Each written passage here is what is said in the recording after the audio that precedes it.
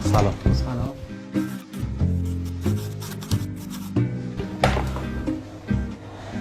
ببخشید معطل شدید. قبل از اینکه بریم سر اینکه شما چه کارهایی بلدی و چه کارهایی کردین، من یه سری توضیحات راجع به این کار بدم بهتون. این شغل فقط یه شغل نیست. انشالله اگه قسمت بشه و شما اینجا مشغول به کار بشین، تبدیل میشه به مهمترین شغلی که تو زندگیتون داشتین. این شغل هم مثل شغلای دیگه نیاز به مهارت‌های خاص خودش داره. اولین مهارتی که شما توی این کار خیلی نیاز دارید بهش تحرکه. شاید در تمام طول ساعتی که توی این کار هستین شما یک دقیقه هم نتونید بشینید. میتونم بپرسم این کار حالا چند ساعت بعد؟ کل ساعت هفته میشه چند ساعت؟ اونطوری که نمیشه، غیر ممکنه. فکر نمی‌کنم بتونم اینقدر درست هر پا وایسم. حالا بزنین تا آخر من بهتون شرایط لازمو بگم. باشه ممنونم. این کار به یه آدمی نیاز داره با دایره صبر خیلی بالا. آدمایی که شما باشون سر کار دارید آدمایی بسیار حساسی هستند و نیاز به توجه شما دارن.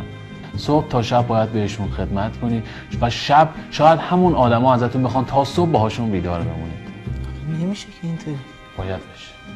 شاید همون آدمی که شما دارید بهش سرویس میدید سرتون داد بزنه ولی هیچی نباید بگید.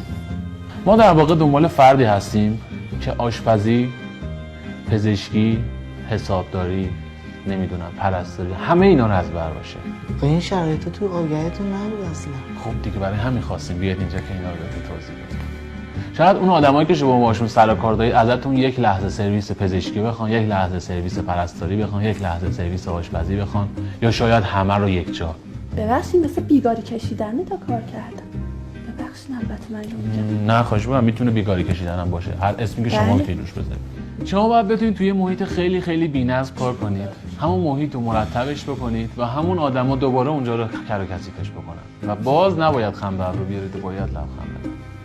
شوخیه؟ نه جدی دارم میگم. ببینید یه سری تعطیلات هستن مثل تعطیلات عید و نمیدونم نوروز و بهار و تابستون و آخر هفته و شب یلدا. شما نه تنها این تعطیلات رو ندارید و نمیتونید برید، بلکه باید اینجا حضور داشته باشید و کارتون اینجا 2 برابر هم هست. حتی اگه بیمار باشم نمیتونم. حتی اگه بیمار باشید هم باید کار کنید. میریم سراغ دستمزد.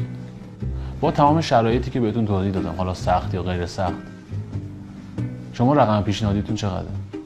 کنم بالای 7-8 میلیون باشه اینجوری که میگی. با این توضیحات خب فکر کنم باید رقم بالایی داشته باشه. دیگه تو 5 میلیون کمتر نمیشه. خب اصلا هیچ کاری نیستش که در این حد باشه.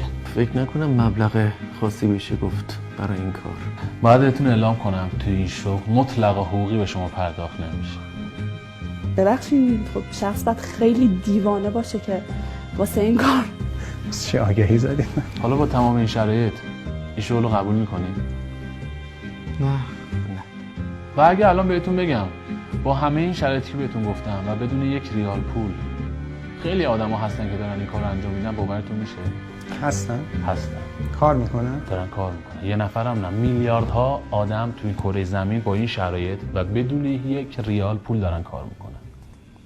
حتما خیلی مهربونه. میخوام بدونین کیان؟ کیا؟ مادرها. خدا کنه درک کنن بچه ها.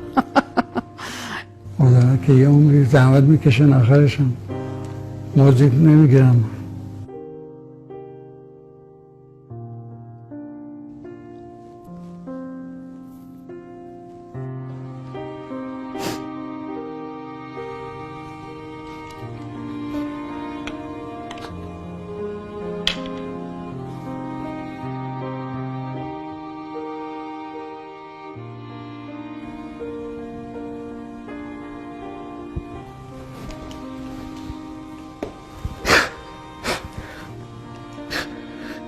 از اینکه من پسرشم